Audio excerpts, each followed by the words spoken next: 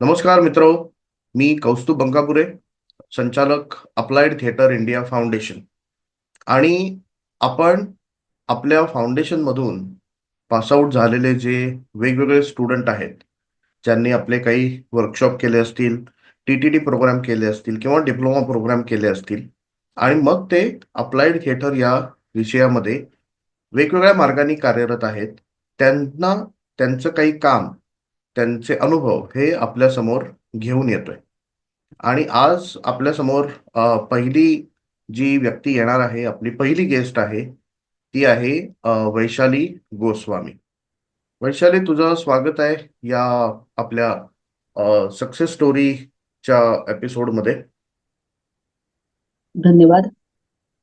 So Vaishali मुख्य आहे छत्रपती संभाजीनगरची, आणि पहिल्यापासून नाटकामध्ये पुष्कळ ऍक्टिव्ह. त्याच्यानंतर ती अप्लाइड थिएटरच्या एरियामध्ये आली, त्याच्यानंतर ती फाउंडेशन सोबतही काम करते.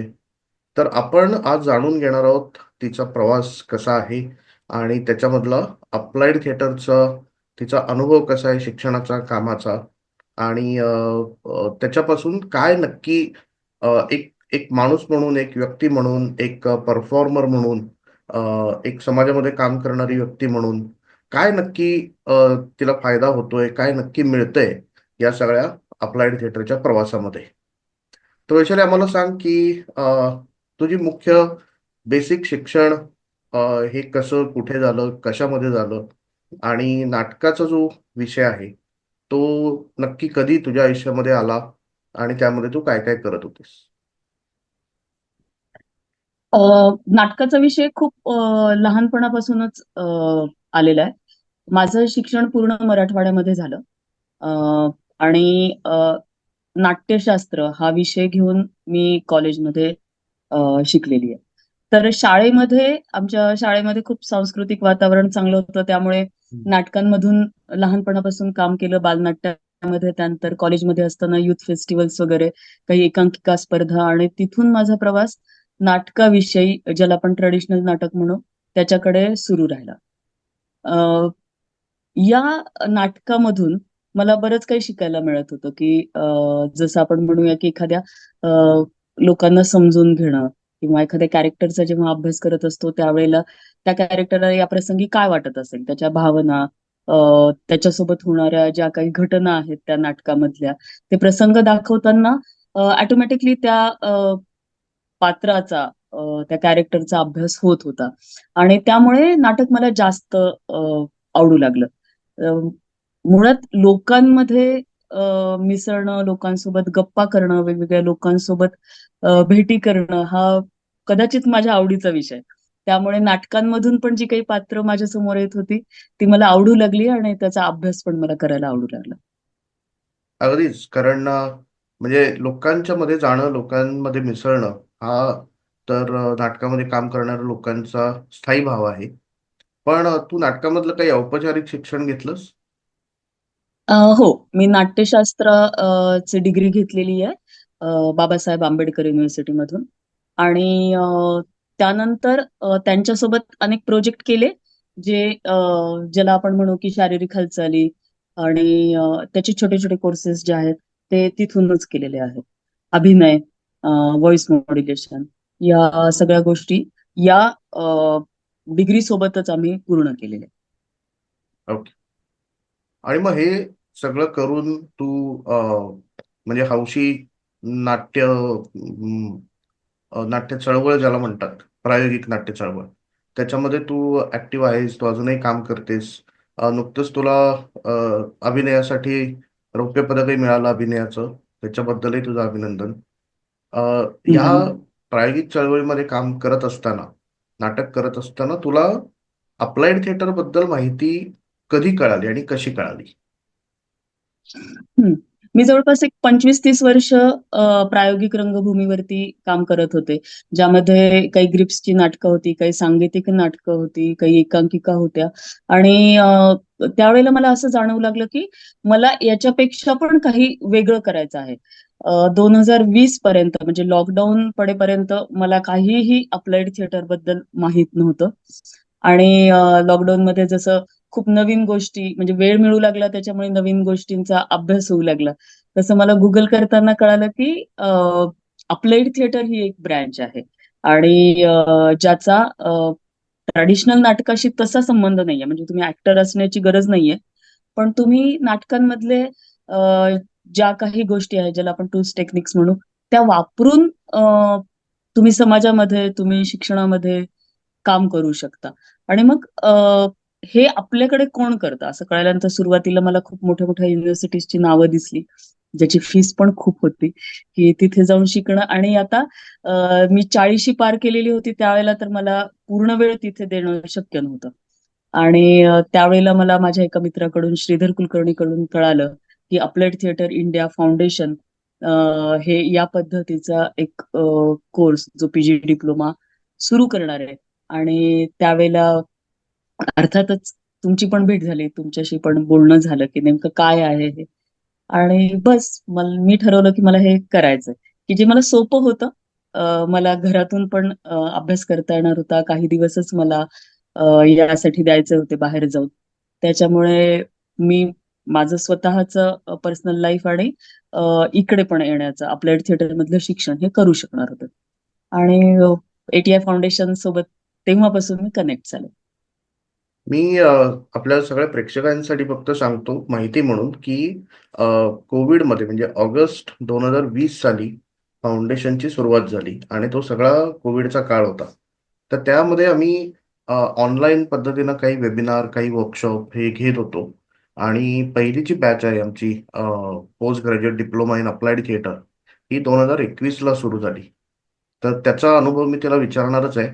पण कोविडच्या कार्यकाळात ती बॅच चालू झालेली असल्यामुळे आम्हाला अगदी बरेच अडथळे आले. म्हणजे वर्कशॉप ठरवला की तो कधी कधी कॅन्सल व्हायचा, मग पोस्टपोन व्हायचा, मग पोलिसांच्या नवीन काहीतरी गाईडलाईन्स यायच्या, मग त्याप्रमाणे ऍडजस्ट कर, असं फार उड्या मारत मारत मारत हे पहिल्या बॅचचं शिक्षण झालेलं आहे. तर तो तुझा अनुभव कसा होता पहिल्या संपूर्ण शिक्षणाचा? अप्लाइड थिएटर बद्दल मला तोपर्यंत खरंच काहीच माहित नव्हतं, की ऍप्लिकेशन देणार आपण थिएटरचं म्हणजे काय करणार आहोत ह्याच्याबद्दल पूर्णपणे. आणि मी ठरवलं होतं की पाठी कोरी ठेवूनच आपण एंटर करायचं ह्याला.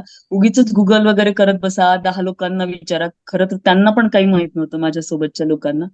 आणि कौस्तुभ सरांना पण त्रास देण्यात काही अर्थ नव्हता, कारण त्यांच्याकडूनच खूप गोष्टी शिकायच्या होत्या. त्यामुळे जेव्हा ह्या कोर्सला ऍडमिशन घेतली आणि पहिलं पीडीएफ आमच्याकडे आलं फंडामेंटलचं, त्यावेळेला एकदा वाचून तर शक्यच नव्हतं, म्हणजे ते कम्प्लीट माझ्या डोक्यावरून गेलं. माझं पूर्ण शिक्षण मराठीतून झालेलं आणि ते जे इंग्लिश होतं ते खरोखर म्हणजे मी ट्रान्सलेट करून करून पण थकले होते. मला ते काहीही कळत नव्हतं. आणि पहिल्या 2-3 ऑनलाईन सेशन मध्येच मलाही लक्षात आलं की मला हे डोक्यावरून जात आहे. आणि फॅकल्टीनं पण हे लक्षात आलं की हिच्या डोक्यावरून जात आहे. पण मला सगळ्यांनी मोटिवेट केलं. माझ्यासोबत बॅचमध्ये जे माझे बॅचमेट्स होते, त्या सगळ्यांनी पण मला खूप मदत केली हे समजून घेण्यासाठी. आणि खरं तर जरी अडचणी आल्या कोविडमुळे, तरी पण मी असं समजते की त्याचा फायदा पण आम्हाला खूप झाला. कारण की आम्हाला खूप काळ हे शिकता आलं. सगळ्यात महत्वाचं म्हणजे आमच्या सगळ्या ऑफलाईन बॅचेस होत्या. त्याच्यामध्ये 2 ऑफलाईन मॉड्यूल्स मध्ये आम्हाला जो जो काही वेळ मिळायचा, त्या वेळामध्ये आम्हाला झालेल्या मॉड्यूल्सचा अभ्यास करता यायचा. आम्ही सगळे परत कनेक्ट होत होतो, आम्हाला येणाऱ्या अडचणी समजून घेत होतो. तर अप्लाइड थिएटरचे एक एक मॉड्यूल करताना म्हणजे फंडामेंटल पूर्णपणे डोक्यावरून गेलेलं होतं तोपर्यंत. फक्त हे लक्षात आलं होतं की बस हे म्हणजे प्लेबॅक थिएटर आहे, स्टोरी टेलिंग आहे, जे वेगळ्या पद्धतीचं आहे. तोपर्यंत मी स्टोरी टेलिंग करत होते, पण जस्ट गोष्ट सांगणं हेच त्यामध्ये घडत होतं. पण त्या गोष्टीच्या मागचा विचार, गोष्टीच्या मधल्या कॅरेक्टरचा विचार ऐकणारा किती करतो, हे तोपर्यंत मी कधी समजून घेतलेलं नव्हतं. मग मला कळालं की हा, हे खूप इंटरेस्टिंग आहे. प्लेबॅक थिएटर असेल, theatre of the oppressed. Playback theatre, theatre of the oppressed हे मी तोपर्यंत कधीच ऐकलेलं नव्हतं. आणि मला वाटायचं प्लेबॅक थिएटर म्हणजे जस्ट लाईक समोर काहीतरी घडतंय आणि त्याच्या मागे प्ले होणाऱ्या गोष्टी, जसं की म्युझिक आहे, लाईट्स आहे, टेक्निकल गोष्टी, ह्याचा मी जास्त विचार केला होता. पण ते टोटली वेगळं आहे, जे खूप स्वतःला म्हणजे आपण काही गोष्टी काम करत असताना स्वतःला खूप विचार करायला भाग पाडणार आहे. त्याचसोबत जो समोरचा आहे, ऑडियन्स म्हणू आपण, किंवा आपल्यासोबतचे पार्टिसिपेंट्स आहेत, त्यांना पण खूप विचार करायला भाग पाडणारी ही सगळी प्रोसेस होती. मजा आली. प्रोसेस ड्रामा, रेडिओ प्ले हे खूप एक वेगळ्या पद्धतीने आम्हाला शिकायला मिळालं. अ, आणि लर्निंग म्हणजे फन अँड लर्न हे तर आहेच. पण माझ्यासाठी हा प्रवास मला खूप खूप जास्त देणारा होता. खूप जास्त फायदा मला ह्याच्यामुळे झाला. एक वेगळी बाजू थिएटरची मला ह्याच्यामुळे कळाली, अप्लाइड थिएटरची. तर थँक्यू सो मच. माझ्यासाठी अजूनही मी शिकतेय या सगळ्या गोष्टी. आणि मी सगळ्यांनाच म्हणजे ज्या फॅकल्टीज आहेत, एटीआय फाउंडेशन तर आहेच ज्यांच्यामुळे मला हे शिकायला मिळालं, पण सगळ्या फॅकल्टीजनी मला खूप समजून घेतलं. माझ्यामध्ये जे एक बॅरियर होतं की मला इंग्लिश नाही कळणार आहे, किंवा आता मी कसं करू, तर ह्या गोष्टींचा पूर्णपणे विसर पडलेला जेव्हा मी ह्या सगळ्या प्रोसेस मधून जात होते. फॅकल्टीजनी मला खूप समजून घेतलं की ओके, काही हरकत नाही, इंग्लिश नाही कळत आहे पण तुला ही भाषा कळणार आहे, जी थिएटरची आहे ती, अप्लाइड थिएटरची आहे ती. आणि मला खरंच खूप सोपं गेलं त्या सगळ्या गोष्टींमुळे. ऍब्सोल्युटली. कारण जे लोक हे बघतायत आणि मला वाटतं बऱ्याच जणांना हा प्रॉब्लेम असतो. बऱ्याच जण अशा पद्धतीने विचार करतात की मला मला इंग्रजी येत नाही चांगलं, तर मला हे कसं करता येईल किंवा कसं शिकता येईल. तर त्यांच्यासाठी मला हे सांगायचं आहे की मी स्वतः मराठी माध्यमातून शिकलेलो आहे. आणि आता पुढे जाऊन वेगवेगळ्या ठिकाणी वेगवेगळ्या युनिव्हर्सिटीमध्ये मी शिकवतो. विषय आपल्याला जो लक्षात घ्यायचा आहे तो असा आहे की अप्लाइड थिएटर ही एक मेथॉडॉलॉजी आहे. ही एक पद्धती आहे. ती पद्धती तुम्हाला कळणं हे महत्वाचं आहे. त्याच्या मागचं इंग्लिश तुम्हाला नाही कळलं तरी काही हरकत नाही. कारण एकदा ती पद्धती तुम्हाला कळाली की तुम्ही तुमच्या पद्धतीने तुमच्या आवडीच्या क्षेत्रामध्ये त्याचा अतिशय उत्तमरित्या वापर तुम्ही करू शकता. त्यामुळे असं जर कोणाला वाटत असेल की मला इंग्रजी येत नाही तर मग आता काय करायचं, तर त्याचा आणि अप्लाइड थिएटर शिकण्याचा तसा काही संबंध नाहीये. शिकणं कधी कुणी थांबवू शकत नाही. आणि भाषा ही परत एक माध्यम आहे. त्या माध्यमातून शिकणं हे महत्वाचं आहे. पण पुढे जाऊन तुम्ही तुमच्या भाषेमध्ये कुठल्याही भाषेमध्ये ते काम करू शकता.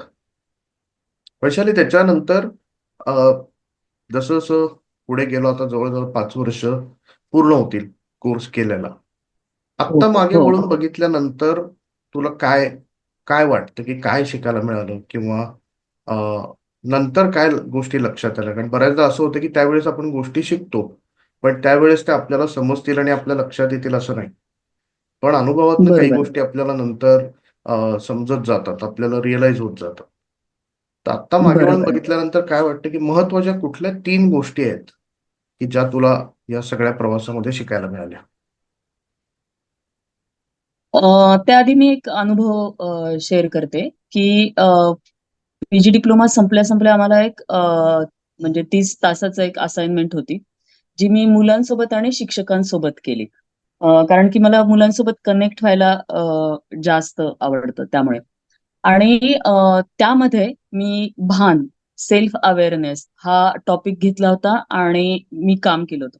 सुरुवात करताना मला असं वाटलं की मे बी मी सगळे मॉड्यूल्स ह्याच्यामध्ये यूज करू शकेन की नाही, आणि माझं कितपत पोहोचतं, कारण की जस्ट शिकून झालेलं होतं आणि अजून तितका आत्मविश्वास माझ्यामध्ये आलेला नव्हता. पण जेव्हा मी त्यांच्यासोबत काम सुरू केलं तेव्हा मला पहिल्या एक 10-12 तासामध्येच लक्षात आलं की हे वर्क होत आहे. आणि मग माझा कॉन्फिडन्स वाढला की समोरच्यांकडून मला रिस्पॉन्स चांगला मिळतोय, किंवा मला मी जे काही ठरवलेलं आहे की ह्याच्यातून काय साध्य व्हावं, फक्त एकच होतं माझ्या समोर की भान यायला हवं ह्या मुलांना पण आणि शिक्षकांना पण, की मी शिकवतोय का हे शिक्षकांना, आणि मला नेमकं काय करायचं, मी कोण आहे, हे जरी त्या मुलांना कळालं तरी खूप होतं. एवढंच माझा उद्देश होता त्यावेळेला. आणि तो बऱ्यापैकी साध्य होत होता हे करताना. तर जे तुम्ही विचारलंय त्यातलं पहिलं हे की हे वर्कशॉप करत असतानाच मला हे कळालं की येस, मी या क्षेत्रामध्ये काम करू शकते. मी अप्लाइड थिएटर माझ्या पुढच्या प्रवासासाठी मी नक्कीच अ, घेऊ शकते आणि मी या संदर्भामधले वर्कशॉप्स करू शकते. हे सगळ्यात पहिलं. दुसरी गोष्ट, हे करत असताना मी कोणाकोणासोबत काम करावं. तर मी मुलांसोबत आणि नंतर मी एकदमच ज्यांच्यामध्ये अजूनही लहान मुलं आहे, असं सिनियर सिटीजन्स, नागरिक, त्यांच्यासोबत काम करूया असं ठरवलं. आणि त्यांच्यासोबत काम करताना पण अ, खरं तर ते खूप जास्त इमोशनल असतात दोन्ही गोष्टींनी, की ही काय सांगते हे आम्हाला माहिती आहे. दुसरं, रडायला लागतात कधी कधी, खूप पर्सनल गोष्टीवरती येतात. तर त्या गोष्टी पण कशा हँडल करायच्या हे मला टीओ आणि प्लेबॅक या दोन मॉड्यूल्सने शिकवलं, की त्यांना कसं आपण हँडल करू शकतो या सगळ्या ह्याच्यामधनं. त्यांचे इमोशन्स पण बाहेर आले पाहिजेत आणि त्याचबरोबर ते तिथेच राहिले पाहिजेत. म्हणजे खूप जास्त बस्ट आउट होऊ नयेत ते. त्यांनी मोकळं व्हावं फक्त आणि त्यांनी चांगल्या पद्धतीने या गोष्टी शेअर कराव्यात आपल्यासोबत. तर आणि तिसरी गोष्ट जी आहे म्हणजे एक मला आत्मविश्वास दिला. दुसरी गोष्ट मला इमोशन्स माझे आणि समोरच्यांचे कशा पद्धतीने कंट्रोल करावेत हे पण मला या अप्लाइड थिएटरच्या या 5 वर्षांच्या प्रवासामध्ये बऱ्यापैकी अ, समजलेलं आहे, शिकलेली आहे मी. आणि तिसरी गोष्ट मला ही लक्षात आली की या मेथडॉलॉजीचा खूप जास्त उपयोग करायला हवा. म्हणजे ह्याचा खरंच छोट्या छोट्या गोष्टी जेव्हा मी लोकांसोबत काम करत असते, मी ट्रॅडिशनल थिएटरमध्ये सुद्धा काम करताना किंवा मी अप्लाइड जे काही वर्कशॉप्स घेते तेव्हा पण काम करताना मला हे जाणवत केला पाहिजे, ज्याच्यामुळे लोकांची कनेक्शन्स, म्हणजे आपण म्हणतो ना की हार्ट टू हार्ट, आता आपण फक्त फेस टू फेस जातोय, म्हणजे लोकांसोबत बोललो की हा, अरे मी बोलले आज, असं होतं. तर तसं न करता मनामनाचा जो संवाद आहे तर तो पण घडला जावा, की जो करणं खूप सहज शक्य आहे या मेथडॉलॉजीज, म्हणजे जे काही मेथड्स आहेत अप्लाइड थिएटरचे ते वापरून. तर ह्याचा जास्तीत जास्त वापर होणं गरजेचं आहे. आणि खरं तर हे खूप काय म्हणूया त्याला, आवश्यक आहे. आतापर्यंतच्या ह्या 5 वर्षांच्या काळामध्ये जितक्या लोकांसोबत मी कनेक्ट झालेली आहे, ती खूप चांगल्या पद्धतीने कनेक्ट झाले हे माझ्या लक्षात आलंय, की मी अगदी वरवरचं नाहीये, फर्स्ट लेवलला, सरफेस लेवलला नाही चाललेलं आहे काम. तर खूप जास्त देवाणघेवाण होतीये दोन्ही बाजूनी, माझ्या बाजूनी त्यांच्या बाजूनी, हे माझ्या लक्षात आलं. आणि अ, त्याचा मला जास्त आनंद आहे, आनंदापेक्षाही समाधान त्या गोष्टीचं मला आहे. नाही, खूप महत्वाची गोष्ट तू याच्यामध्ये मांडलीस. एक तर म्हणजे अप्लाइड थिएटरच्या कुठल्याही एरियामध्ये तुम्ही काम करत असताना जेव्हा काही गोष्टी आपण शिकवण्यासाठी अप्लाइड थिएटरचा वापर करतो, काही गोष्टी उलगडून बघण्यासाठी त्याचा वापर करतो, त्याच्या बरोबरीने आपले जे पार्टिसिपंट्स आहेत त्यांच्यासोबत आपण काम करतोय, त्यांच्यासोबत एक पॅरलल जर्नी चालू असते. ती असते ती इमोशनल जर्नी. कारण आपण हम्म. खूप गोष्टी त्यांच्या लक्षात आणून देतो आणि त्या त्यांच्या वैयक्तिक आयुष्याशी निगडीत असतात. मग काही गोष्टी विस्मृतीमध्ये गेलेल्या असतात, काही गोष्टी आत्ता सध्या घडत असतात आणि त्यांना कळत नसते की त्याच्यासोबत कशा पद्धतीनं रिॲक्ट करायचं किंवा त्या गोष्टी कशा हम्म. हँडल करायच्या. त्यामुळे मला वाटतं की एक इमोशनल जर्नी पण त्याच्यामध्ये असते आणि ती कशी सांभाळायची, ती कशी हँडल करायची, हा पण एक अप्लाइड थिएटरमध्ये शिकण्याचा भाग आहे. पण तो म्हणजे क्लासरूम मध्ये आम्ही त्याच्याबद्दल सांगतो भरपूर, पण शेवटी तो अनुभवातनं जास्त शिकण्याचा भाग आहे. नक्कीच, नक्कीच. तू नुकताच एक प्रोजेक्ट कंप्लीट केलास 6 महिन्याचा विद्यार्थ्यांच्या सोबत, व्हॅल्यू एज्युकेशन वरती अप्लाइड थिएटरचा वापर करून. तर तो प्रोजेक्ट काय होता, कसा होता आणि त्याचा अनुभव कसा होता? कॅपॅसिटी बिल्डिंग नावाचा हा प्रोजेक्ट होता, जो आम्ही एका शाळेसोबत केला. 4थी आणि 5वीचे विद्यार्थी त्याच्यामध्ये होते. तर त्या शाळेमध्ये सीबीएसई पॅटर्न ऑलरेडी ते घेतलेला आहे त्यांनी. आणि त्यांना त्या शाळेमध्ये येणारी मुलं ही सगळी ग्रामीण भागातली मुलं आहेत. म्हणजे जवळपास 15 गावांमधनं मुलं त्या शाळेमध्ये येतात.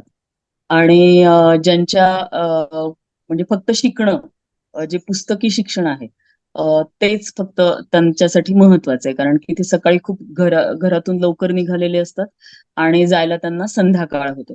त्याच्यामुळे ते एक्झॉस्ट होऊन गेलेले असतात. आणि या शाळेने जो कॅपॅसिटी बिल्डिंगचा हा प्रोग्राम घेतला, तर तो पण अगदीच छोट्या मुलांसाठी होता. 4थी 5वीची ती मुलं होती आणि त्यांना थिएटर शिकणार आहोत एवढंच माहिती होतं, की आपल्याला ड्रामा करायचा आहे, ड्रामा आपण. आणि पूर्णपणे आम्ही थिएटर गेम्सच्या माध्यमातून हा प्रोग्राम रन केला, ज्याच्यामध्ये त्या मुलांना स्वतःविषयीची जाणीव, म्हणजे जसं की मला बोलायचं आहे कुणाला, आणि त्यांना असं वाटत होतं की पुस्तकी बोललं म्हणजे आपण छान बोलू. म्हणजे त्यांची न वगैरे ह्या गोष्टी तर अगदीच ज्याला आपण शुद्ध मराठी म्हणूया ते तर नव्हतंच. पण त्यांना असं वाटायचं की त्याचा वापर केला तर आपण खूप चांगलं बोलतो असं लोकांना वाटेल. आणि मग त्यांच्या बोलण्यामध्ये अ, आपलेपणा यावा या दृष्टीने आम्ही काम केलं, की तुम्ही तुमच्या भाषेत बोला. उगीच नच्या जागी न असं म्हणायची काही गरज नाही तुम्हाला. तुम्ही न जरी म्हटलात तिथे तरीही चालणार आहे. त्याच्यामुळे अ, आधी त्याच्यावरती काम केलं. तुमच्या मनातलं जे आहे ते तुम्हाला सांगता यावं. हे खूप महत्वाचं आहे.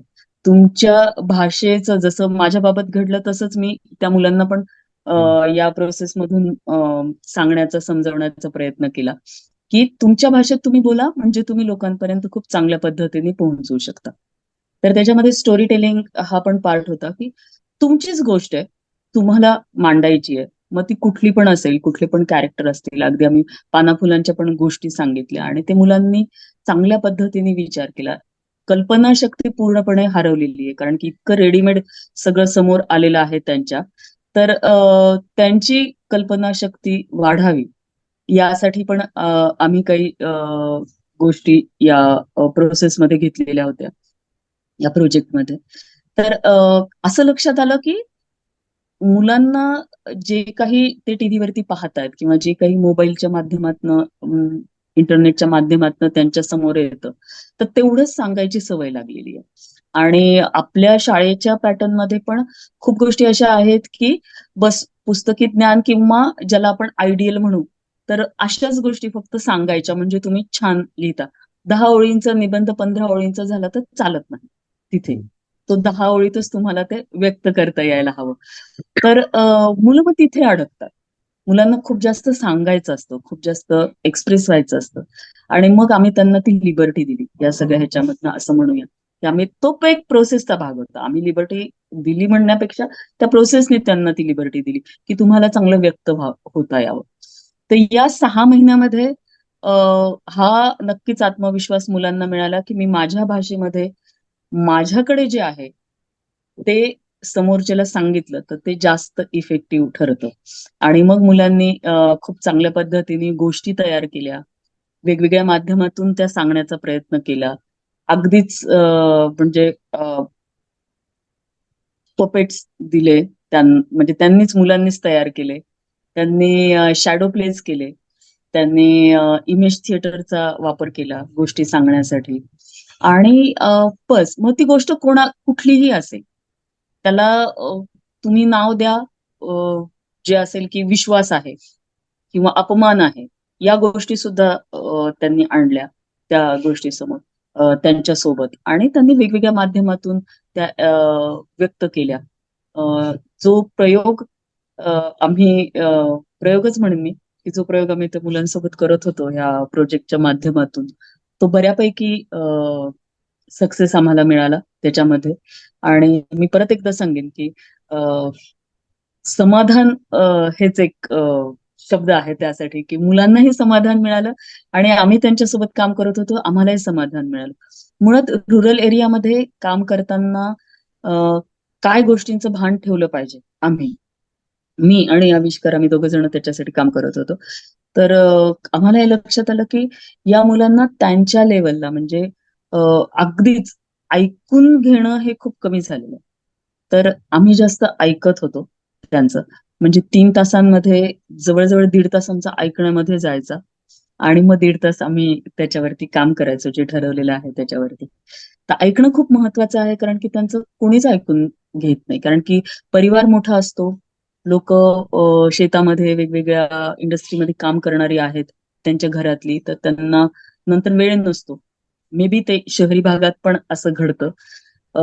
त्यामुळे मुलांचं कान होणं खूप महत्वाचं होतं, की ज्याच्यामुळे आम्हाला त्यांच्यावरती काम करायला सोपं झालं.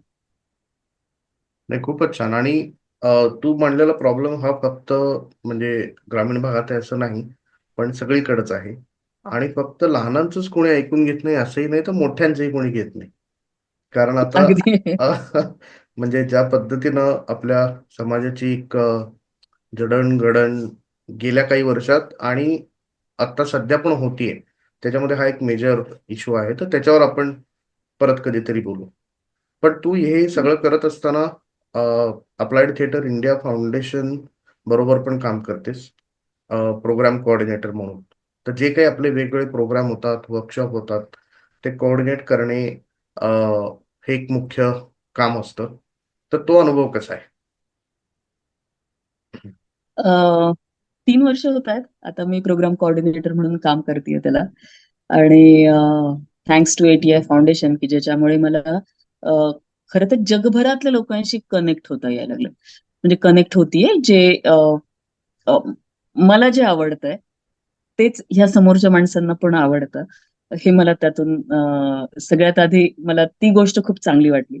सुरुवातीला मला असं वाटलं होतं की प्रोग्राम कोऑर्डिनेटर म्हणजे ओके, मला एक फोन दिलाय, मला कॉल येईल, मी त्यांच्याशी बोलेन, मी त्यांना समजावून सांगेन काय आमचं प्रोजेक्ट आहे आणि तुम्ही आमच्याशी कसे कनेक्ट होऊ शकता. पण मला यातून वेगवेगळ्या लोकांच्या खरं तर ज्याला आपण कॉन्सिलर असं पण म्हणू शकतो, की मला मी समन्वयक प्लस कॉन्सिलर आहे या सगळ्या ह्याची, की त्यांचे जे काही प्रॉब्लेम आहेत, त्यांना काय वाटतं ह्या अप्लाइड थिएटर बद्दल किंवा ह्या वेगवेगळ्या प्रोजेक्ट बद्दल. तर ते पण मला समजून घेता येतात. मला अप्लाइड थिएटर इंडिया फाउंडेशनची बाजू त्यांच्या समोर मांडता येते. मुळात अप्लाइड थिएटर काय आहे, हे सांगण्यापासूनच सुरुवात असते.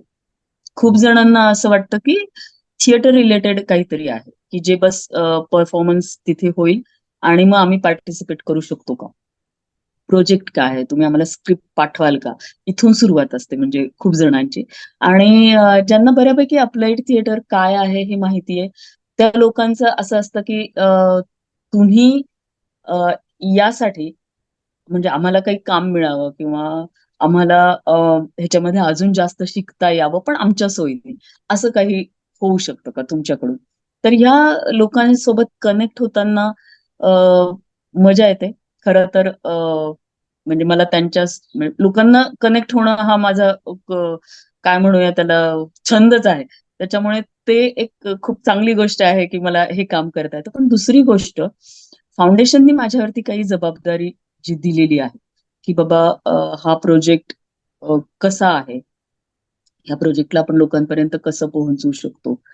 तर ते जबाबदारीने करणं हे म्हणजे माझ्यासाठी खूप मोठी गोष्ट आहे, की ही जबाबदारी दिलेली आहे, तो विश्वास दाखवलेला आहे आणि तो मी लोकांसोबत बोलत असताना मी एक फाउंडेशनचं काम करतीये.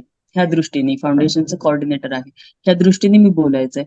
तर हे पण मला खूप शिकण्यासारखं आहे, की फाउंडेशनची बाजू मांडताना, फाउंडेशनच्या प्रोजेक्ट बद्दल बोलताना मी फाउंडेशनची एक म्हणजे काय म्हणूया आपण कॅन्डिडेट आहे, एक भाग कोऑर्डिनेटर म्हणून. आहे. तर ह्याचं मला भान ठेवावं लागतं.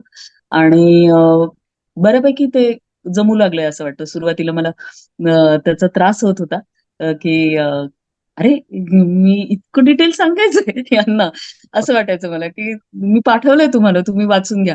पण तसं नाहीये. मग परत एकदा तिथेच, की प्रत्येकाला ऐकायला आवडतं. प्रत्येकाची बाजू समजून घेऊन मी त्याच्यावरती त्यांना काही गोष्टी सांगणं, की तुम्ही कशा पद्धतीने करू शकता. आमच्याकडे ठीक आहे, हा प्रोजेक्ट तुम्हाला आत्ता नाही जमत आहे, पण येणाऱ्या या प्रोजेक्टसाठी तुम्ही विचार करा, हे पण मी सांगू शकते. आणि मुख्य फाउंडेशनचं काम जे आहे की अप्लाइड थिएटर बद्दल माहिती किंवा अप्लाइड थिएटर बद्दलचं शिक्षण हे सर्वदूर पोहोचावं, ज्याचा उपयोग समाजामध्ये काम करताना, शैक्षणिक क्षेत्रात काम करताना किंवा कॉर्पोरेटमध्ये पण काम करताना खूप चांगला होणार आहे. तर हे देणं, दुसऱ्यांपर्यंत पोहोचवणं, तर ह्या कामामध्ये मला खूप जास्त आनंद आहे. खूपच छान. आणि म्हणजे your a great support to the foundation.